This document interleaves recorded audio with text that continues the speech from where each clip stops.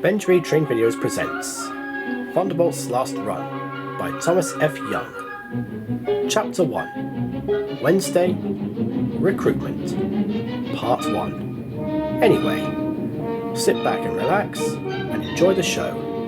And remember, left for Titfield.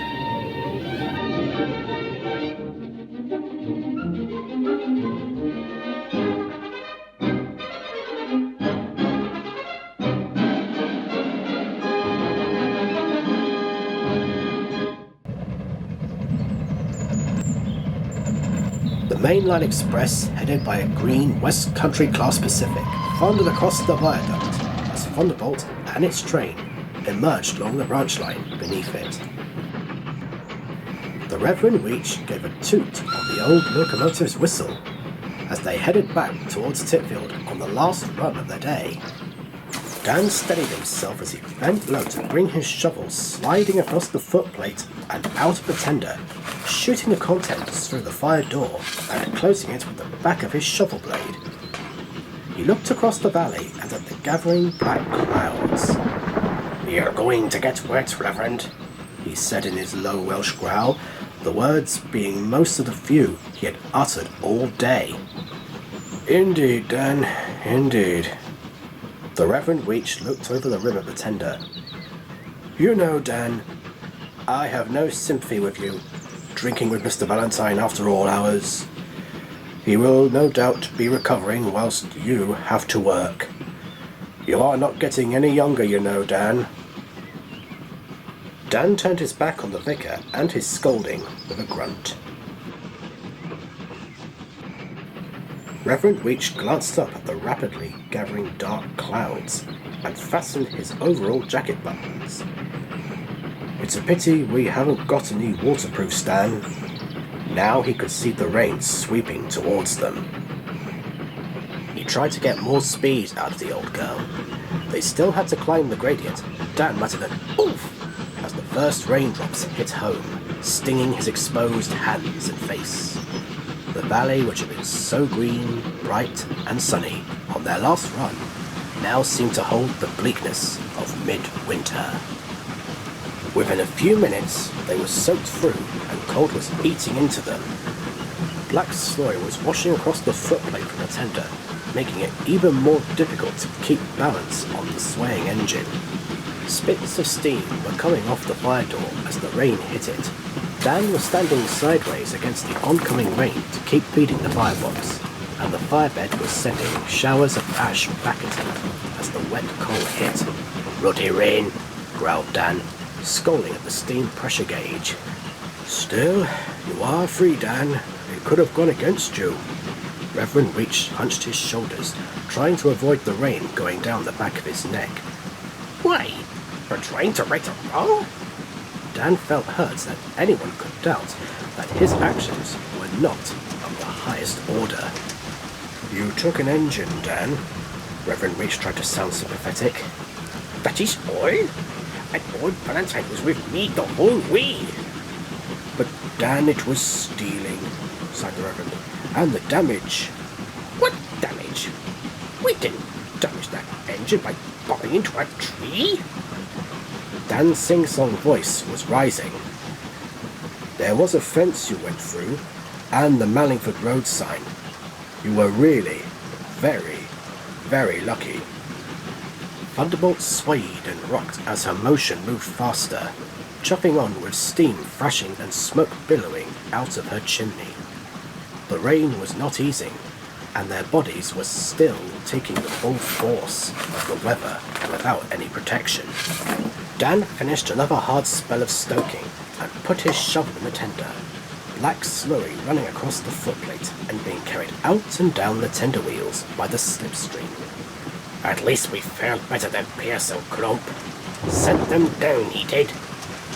Dan gave the Reverend one of his wicked smiles. "Remended them," he chuckled. "Good job the magistrate was an old friend of Valentine's." "As I said, Dan, it was very fortunate." The Reverend squinted at Dan through the driving rain. "There was nothing fortunate about it, Reverend," said Dan. Poor Valentine said he would pay for any damage done and give a generous donation to the police benevolent fund too. That sergeant's face split in two with a smile.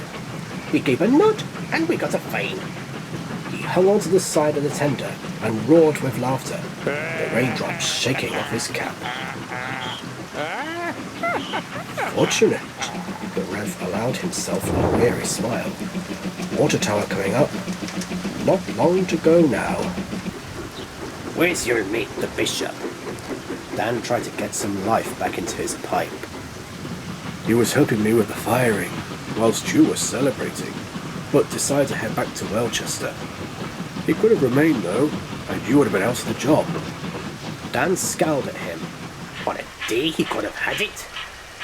They drew onto the level track, approaching Titfield station, and the Reverend closed the regulator, and the train stopping opposite the booking office. Emily was standing in the doorway, and beyond her, a fire was lit. The room beyond, warm and inviting. Mr. Week, come in quickly, out of the rain. Emily opened the door wide as they came off the engine, squelching across the flagstones. Quickly now, get out of those wet things. She had large towels waiting, but hesitated before handing one to Dan, who gave her one of her glowering looks. The Reverend and Dan sat on chairs in front of the fire, warming themselves and rubbing their hair dry, in Dan's case, with the towel getting dirtier as he rubbed. The squire rushed in from the platform, whilst the passengers came out of Dan's coach, moving off quite cheerfully into the rain and admiring Thunderbolt as they passed by. I'm so sorry, Sam. There was nothing I could do. I felt such a fraud staying dry in the brake van. Ah, well, one of the disadvantages of our temporary motive power, I'm afraid, replied the Reverend. It won't be a problem when we get our modern locomotive back. Dan was down to his vest, and with a towel completely covering his head, when Mr. Valentine came in through the door, removing his trilby with his usual flourish. I say, a wonderful run. She got quite a speed up, definitely shook the generals. Oh, Padre, I'm so sorry. How remiss of me. You must have got soaked.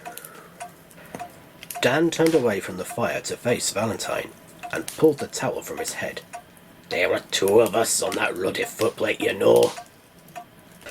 Dan, my good fellow, I didn't mean to imply you were any less important.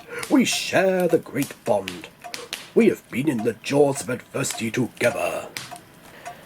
He went across to Dan and offered him his hip flask. Dan quickly took it and swigged the contents, finishing by wiping the back of his hand and giving a loud belch.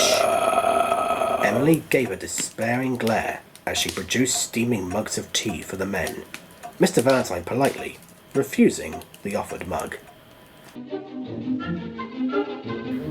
That was part 1 to chapter 1, Wednesday, Recruitment. Stay tuned next time for part 2. Goodbye for now, and don't forget to like, share, and subscribe to the channel. Goodbye.